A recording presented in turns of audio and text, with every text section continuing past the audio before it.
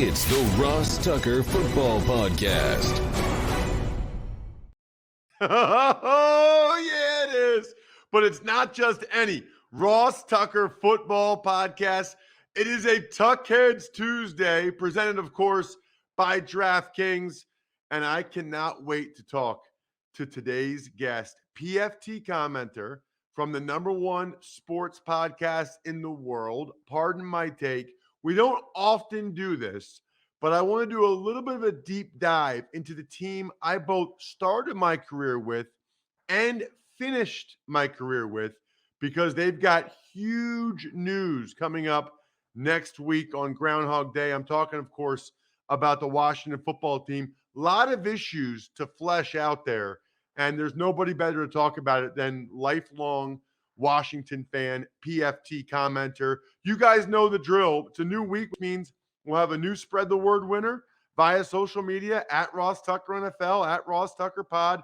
Love the quote tweets. Keep them coming. New sponsor confirmation email winner. How about Ladder Life Insurance? You know you need some. Athletic Greens, I'm really into. It's like a scoop of vegetables, I think, pretty much. At least that's kind of what it has in there. And then we've got the YouTube shout out. Love those of you that subscribe and make a comment. YouTube.com/Ross Tucker NFL. It's Big Show time. The Big Show. All right, so I have known PFT commenter for a long time now. He's obviously highly successful with the Pardon My Take podcast. I'm sure a lot of you listen to it. You're all aware of it. But that's actually not even why I have him on today's show. I also know he's hilarious, but he's a diehard Washington football fan. And there's a lot of issues with this team. I have a question for him about how I should describe my career or who I played for, especially when they get a new name next week. So, PFT, thank you so much for coming on the show, man. I appreciate it. What's up, Ross? Yeah, I thought you were going to say that you were having me on because it's birthday week, which is a very important week for Pardon My Take. It's me and Big Cat's birthday back-to-back on the 30th and 31st. We're just getting a lot of invites from people to go on their show so that they can just tell us happy birthday. I thought it was one of those deals. No, I forgot that. How old are you going to be? I don't even know anymore. It doesn't matter. Once you turn 30, like, who cares? If you actually celebrate your birthday after you're 30, you got to screw loose, I think. No, there's nothing good to celebrate. I think after you turn 27, really, that's the last birthday that you can honestly, tell your friends, like, hey, let's go out, let's have a good time, get me a present. After you're in your 30s, it's just like, okay, oh, this old guy's still around. Great. It gets worse, man. I mean, you can blow it out when you turn 40, but I'm 42 now. It gets worse. Like I remember when my parents were 42. You know what I mean? Like, it's not good. Not good at all. I feel like 40 is a good one because you can say, like, you're over the hill at 40. That's the over the hill birthday, right? That's always good to hear. Although just working with a bunch of kids who are in their 20s, they like legitimately think I'm a baby boomer. They call me a boomer all the time around the office. It's like, no, wait, boom. That's my parents are boomers, but I guess, you either die a millennial or you live long enough to become a boomer. Hey, Sunday night, when you're watching Patrick Mahomes and Josh Allen, because one of the reasons why I want to have you on here is, like, you really do have the perspective of a fan. When you're watching Josh Allen and Patrick Mahomes, as a lifelong Washington football team fan who hasn't had a good quarterback, like a really good quarterback, in a long time, what are you watching? Like, are you just like, we're totally screwed, like, we're never going to have a guy like one of these guys? What's that like?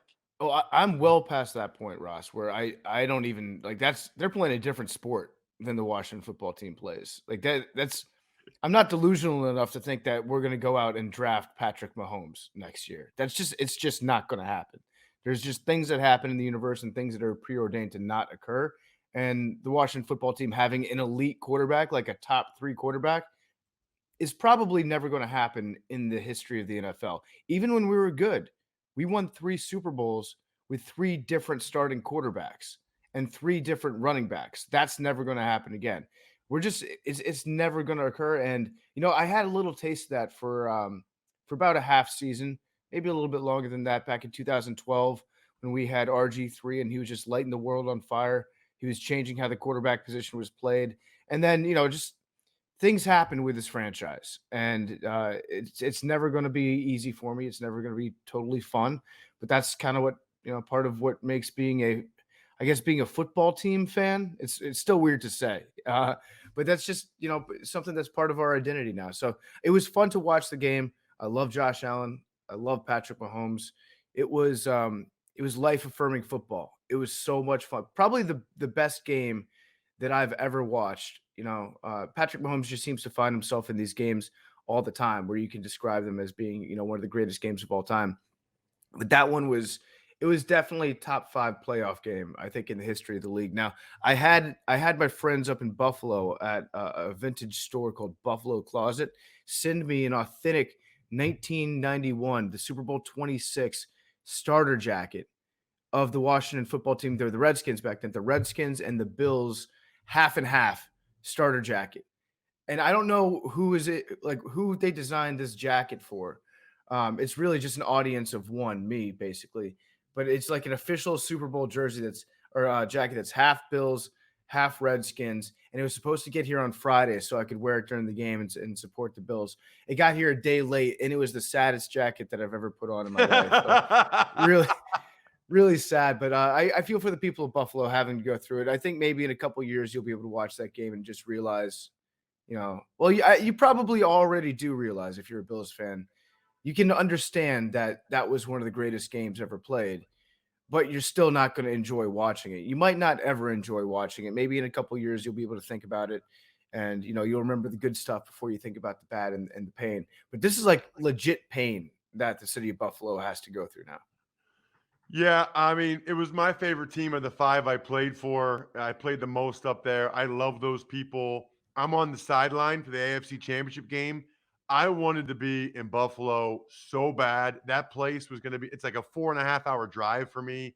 Now I got to fly to Kansas City, whatever, but it just would have been, and honestly, I like fresh blood. So like Bills or Bengals in the Super Bowl would have been cool. I think it would have been the Bills, but you mentioned, by the way, the Redskins. You're a very bright guy. I can tell by all your references. You must have taken a lot of like history classes or something. I don't know. But at any rate, so for the rest of my life, next week, Washington's getting a new nickname. When someone says to my daughters or me, like, what teams did you play for? Do I say the Redskins or do I say the Groundhogs or the Warthogs or whatever their new name's going to be? That's a good question, because I've often wondered that, especially about current players. Like we're interviewing Taylor Heineke today, and do I say like Taylor Heineke? He's a football team, like you can't be like he's a Bill, he's a Chief, he's a football team. That doesn't make sense. So you could always just say like I played for the Washington football team, like that. That can what I always hate work. about that is I played for 5 teams, so it's like, who'd you play for? Cowboys, Bills, Patriots, Browns, and Washington. It just sounds terrible. Yeah, I think you get And they're about to grandfathered have in. a name now. They're Well, about to, like, do I tell people I played for the Groundhogs or whatever they're going to be? Ross, did you actually play for him? I played for the Redskins. You played for it wasn't like a cup of coffee situation. How many games did you play for him? I played in 4 + 7, 11 games for the Redskins. You know what's funny about that, by the way? I actually started all 5 preseason games in 2002 with Spurrier. And then the last preseason game, I wasn't great. I was going to start the opener in 2002. We were killing people in the preseason. It was like the greatest thing ever. I was like, I'm awesome. We're awesome. And then the regular season happened, and it wasn't that awesome. Yeah, that I remember that preseason because I was we were killing people. I thought Steve Spurrier had figured out the NFL because his game plan was, we're going to score more points than they are, and they're not going to be able to stop us. And I was like, he's a genius. This guy is going to change the way that football is being played. He's going to throw the ball around there. He's going to recreate Florida at Washington, and we're going to just be able to outscore everybody. I think you can. I could come on your show. I could do my whole appearance telling you Spurrier stories that you would not believe. You just would not believe that he was an NFL head coach with some of the things I could tell you. Did he actually like have his golf clubs with him on the sidelines at practice? Was he working on his wedge game while you guys were installing the 2-minute No, but drill? they would leave by 5. There were several of his assistants that knew nothing about football that would always have a styrofoam cup with beer in it all day long. We never practiced if it rained a single drop. He and Marvin Lewis would like argue with each other. We would pray for it to rain so we could just go home. And Marvin Lewis was the first $1 million coordinator. He's like, no, coach, we need to practice. And Spurrier's like, it's drizzling. Like, I mean, it was unbelievable. I mean, dude, we had no hot routes or sight adjusts. There's a game, PFT, where Patrick Ramsey starts against the Saints, okay? Spurrier's belief was to just change the play and make a play. So it looks like they're going to bring a blitz from the right, and we have a slide protection to the left on, okay? And Ramsey's a rookie going through his cadence. Spurrier goes, Patrick, like waving his hands. Ramsey looks over, PFT, and he says, Ringo slide, meaning change the protection to slide to the right. Patrick goes, okay. And he goes, Ringo slide. So we change the protection. As soon as he does that, the Saints defense drops out from that side. They bring him down from the left side. And Spurrier goes, Patrick. Ramsey looks over. Blue slide again. Ramsey goes, okay. Blue slide. Delay a game, dude. That happened during an NFL game. The quarterback was looking over at the head coach, changing the play back and forth. We didn't even get close to getting the snap off. Yeah. I mean, the guy was a disgrace. I don't know how he has so much success in college. That doesn't really surprise me from what I've heard about Spurrier. It is very funny though. Retroactively, I wish we could go back and do Hard Knocks on Steve Spurrier in the NFL. I remember distinctly, there was one game where I don't think that we had anybody that could kick after whoever our kicker was he pulled his hamstring, I think. And I'm pretty sure Spurrier sent Danny Werfel out to kick off. Do you remember that? I was in that game. And I think the ball went like 3 yards and directly out about legitimately 3 yards. I don't think that it got further than 5 yards down the field because Spurrier was like, screw it, Danny. Danny's a good boy. He played for me at Florida. We'll send him out there. He can do anything. So PFT, when they cut me, I got picked up the next day on waivers by the Cowboys. So I go into Redskin Park. I don't even know what they call the building now, but they called the building Redskin Park. I go in the building to get like my stuff out of my locker. Spurrier sees me and goes, Cowboys, huh? I said, yeah. He's like, don't be telling him any of my secrets.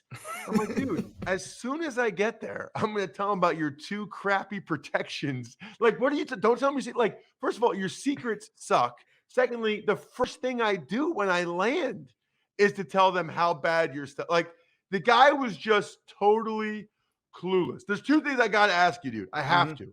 This is why I wanted you on more than anything else. This is counts as 1. Okay. What is your choice for the new team name? And what do you think it will be? Because I saw you did some internet trademark investigating. Yeah, I've done a lot of that. I'm mostly just like a patent troll. I stole No Pressure, No Diamonds from RG3 when he let the trademark lapse on that. But I think I want it to be the Hogs. I think I've settled on the Hog. It's not going to be the Red Wolves. They put out that video unless they're doing like a giant misdirection where they put out a video saying, we know that you guys wanted Red Wolves, but because of patent issues, we can't do it. That would be almost too smart for this team to do. So I don't think, and I do like Jason Wright from what I've seen out of him. He seems like he's got a good head on his shoulders. I think he's at least got the team going the right direction. There's always going to be that looming specter in the background of Dan Snyder and wondering, exactly how much autonomy Jason Wright has. But so far, I think he's done a pretty good job with notable exception of the Sean Taylor Day thing. But I think that I don't think it's going to be Red Wolves. I would like for it to be Hogs. I like the idea of just like an animated, cartoonish, pissed off looking pig snarling. I think you can do a lot of cool stuff with that logo. And I also like the fact that it does have a connection to the area. It ties in with the old offensive lineman. And when you go back and you look at the Hogs, they were actually surprisingly small. I guess like at the time they weren't that small, but Right. compared to today's offensive linemen, I think Grimm was the biggest, and Russ Grimm was like 260 pounds. And some of the other guys were like 225 pounds, 245 pounds. But still, it's a throwback to when we were good. And I think a lot of people forgot about what a bizarre tradition we had, where those guys would show up to the games wearing dresses and pig noses and mustaches, and they just said that they were the Hogettes. They just said like, yeah, we're married, we're the wives of the offensive line, and everybody loved them. It was just so bizarre that like we've got an official section of guys that wear dresses who pretend to be married to our players.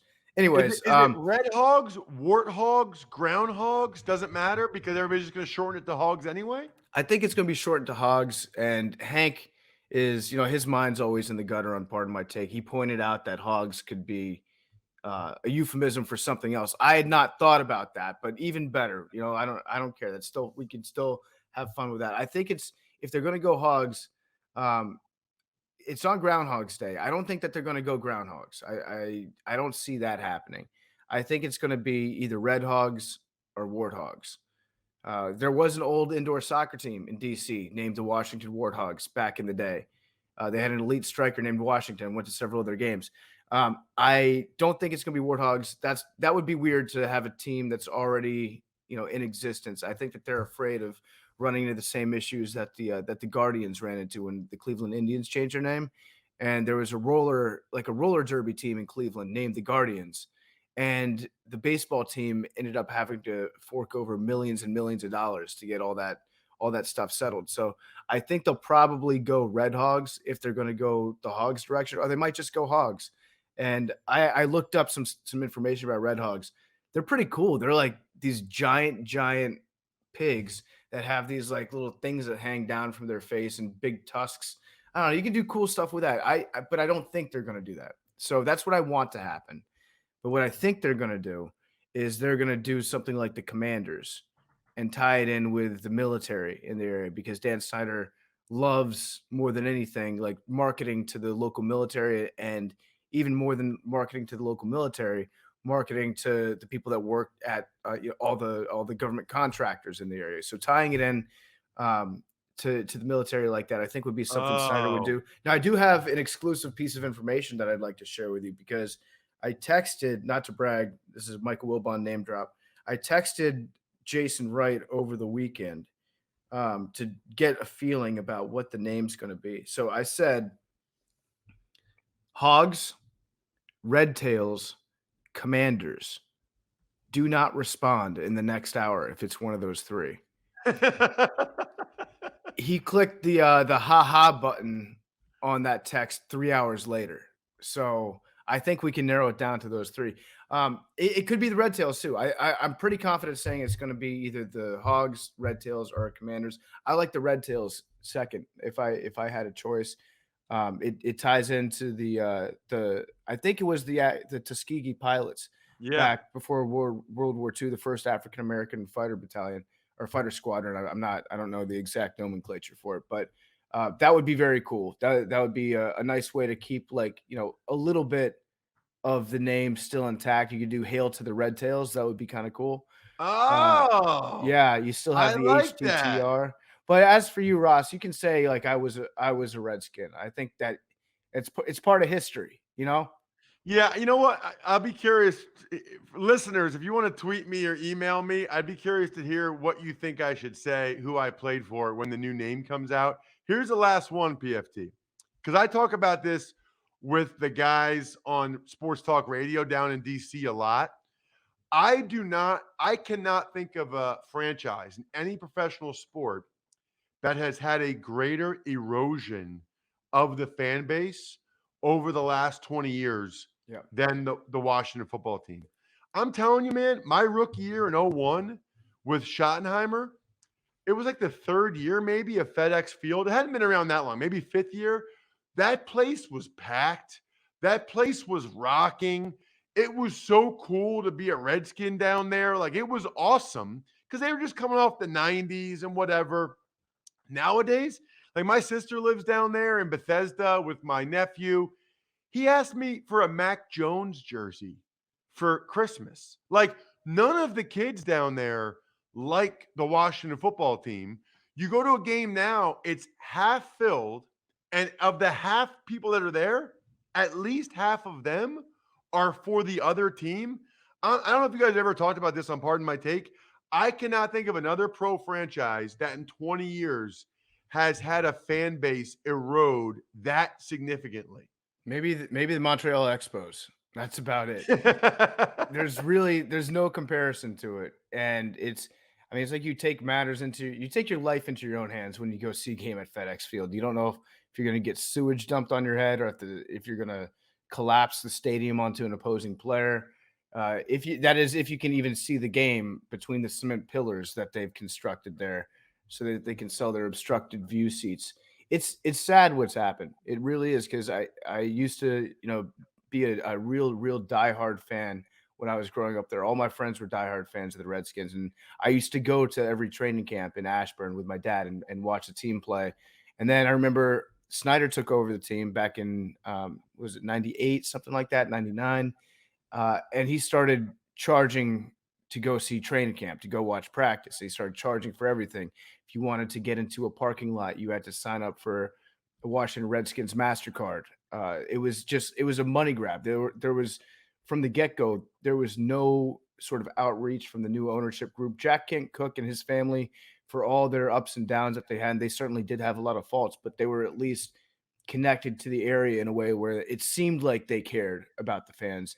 With Snyder, he just looked at us from the get-go as just being, dollars and cents that he could extract from us, find new ways to get more money out of fans. And, you can get away with doing that if you win a couple football games each year. But if you start, consistently living below 500, drafting in the top 10 and not picking anybody good for a long time, it's just going to grate on people. And then, with the stadium falling apart, yeah, it's a giant stadium, but it's soulless. It's the most soulless building that I've ever been in to watch a professional sports game. And when it was built, the goal for Jack Cook and his family was just get as many people into this place as possible so we can sell as many tickets as we can. But there's no vibe to it. There's no feeling about that building. There's nothing unique about it whatsoever. It's a cement bowl that's filled with 90,000 seats. Well, I guess now like 65,000 or 70,000, because they had to remove a bunch of them so it didn't look so empty every Sunday. But it's a bad place to watch a football game, not just from like an in-stadium experience, but also from a getting there experience. They built a stadium that's 30 minutes, even longer than that sometimes during traffic on game day, outside of Washington, D.C. So we're the Washington football team, but we practice in Virginia and we play in Maryland.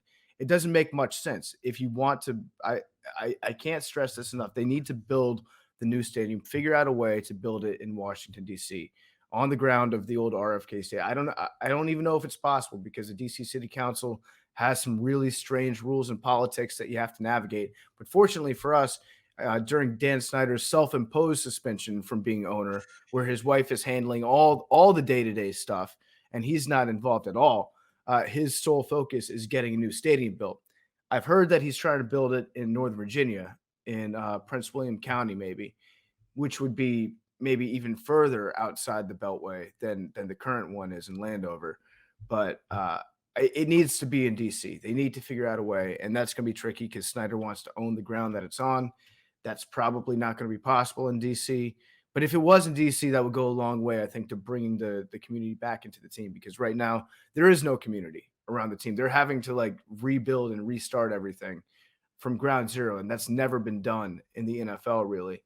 And it's a tough battle for them, and it's sad to see, but I mean, that's just kind of that's how it goes when you have somebody take over a football team that thinks that it's fantasy football, that looks at everybody as a potential dollar sign that they can have in their pocket. So ownership, and the sad thing is, Dan Snyder's probably going to outlive me, because he's like 50 years old, and he's got all the good medicine as the billionaires get that I probably won't ever have access to in my life. And I live very unhealthily, by the way. So I'm going to be dead long before Dan Snyder. So I'm never going to see this team change ownership unless something drastic happens. So yeah, Not to get all depressing about it, but I'm pretty much screwed as a Washington football team fan.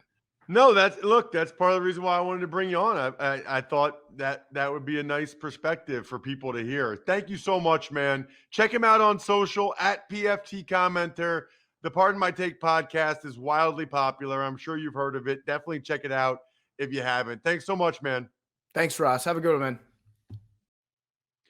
There he is, PFT Commenter. Love that dude. Love listening to those guys. But I thought he could offer a really interesting perspective while being funny along the way. And he absolutely did that.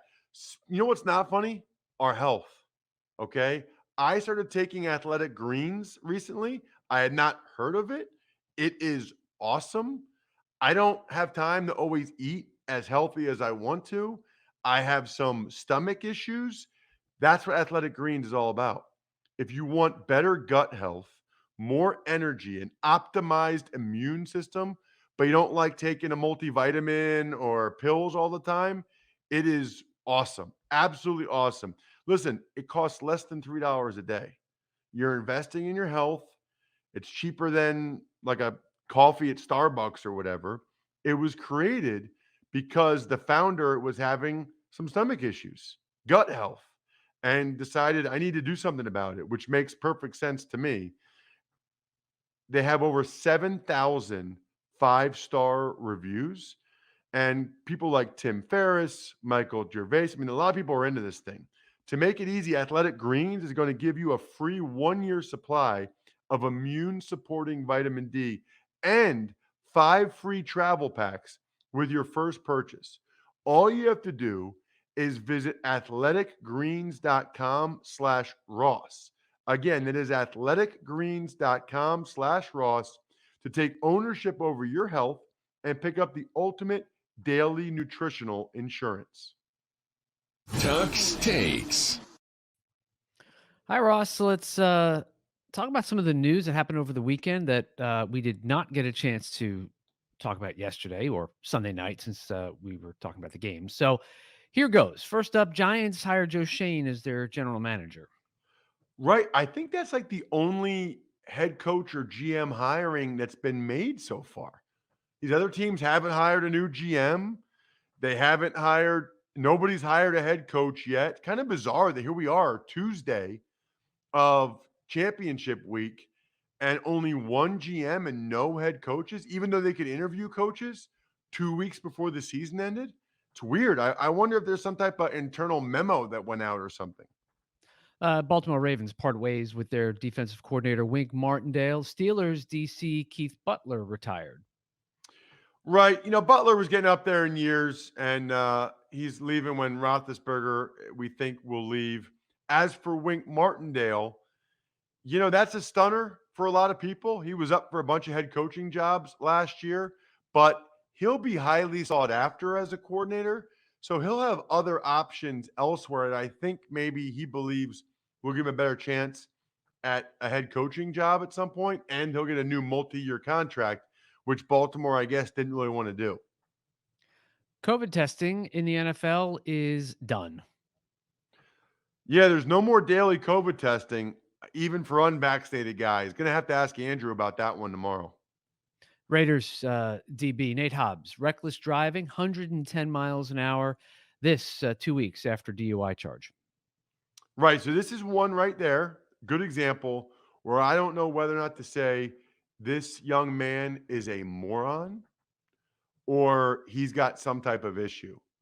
But I don't know how you drive 110 miles an hour ever, let alone 2 weeks after you get a DUI because you're passed out in the car in the off ramp of a parking garage. Scary. Somebody needs to talk some sense into him or get him some help ASAP. Carolina Panthers have a new offensive coordinator. It is Ben Mcadoo. Mcadoo did some decent stuff on offense, but I don't know that was the splash hire the Panthers were hoping for. Dak Prescott fined $25,000 for his comments to the refs last week. Right. He apologized for it, but they still needed to discipline him. You can't have an NFL player, let alone a quarterback, saying good job, to the fans for throwing stuff at the refs. And finally, Kansas City waives wide receiver Josh Gordon. Sounds like they'll put him back on the practice squad, but at a minimum, they don't think he's better or more impactful than Hardman or Pringle or some of their other options. So probably not a great look for Gordon's career moving forward. What's really not a great look is when your battery dies. So don't let that happen to you like it happened to me right around this time a year ago. I might have been coming back from the AFC Championship game where my car battery was dead. There's no better place to go than AutoZone. Even Tom Collins just sent me a picture. He was at AutoZone. I'm loving all the pictures and receipts you guys are sending me from AutoZone. It's awesome. They're America's #1 battery destination. They are the only place that carries proven tough Duralast batteries. The batteries start at $80, $79.99, so you can upgrade your battery without breaking your wallet. The key to me is the free battery testing and charging. Like next time you're driving by one, or if you're aware of one that's near you, just go get your battery tested and charge it up. Why would you not do that? Look, the proof is in the pudding. Next time you're in need of battery help or to get your battery ready for harsh winter weather, start at AutoZone, America's #1 battery destination. Get in the zone, AutoZone. Love it. Also love the Even Money podcast, which we will record later today. And tomorrow morning, Andrew Brandt should be awesome. No email questions today. Probably we'll get to 1 or 2 tomorrow. Shout outs: Pizza Boy Brewing, Sporticulture, Vision Comics with an X, HumanHeadNYC.com, SteakhouseSports.com, and MyFrontPageStory.com, the greatest Valentine's Day gift of all time. I think we're done here. Thanks for listening to the Ross Tucker Football Podcast. Make sure to also subscribe to the Fantasy Feast, Even Money, Business of Sports, and College Draft. All available at Apple Podcasts, RossTucker.com, or wherever podcasts can be found. A lot of times on the show, I mentioned DraftKings. Here's what you need to know. You got to be 21 or older, New Jersey, Indiana, or Pennsylvania only. New customers only. Restrictions apply. See DraftKings.com/sportsbook for details. Gambling problem, call 1-800-GAMBLER, or in Indiana, 1-800-9-WITH-IT. By the way, if what I was talking about included a deposit bonus, doesn't always, sometimes it does. Deposit bonus requires 25 times playthrough, and deposit bonuses are paid out in site credit.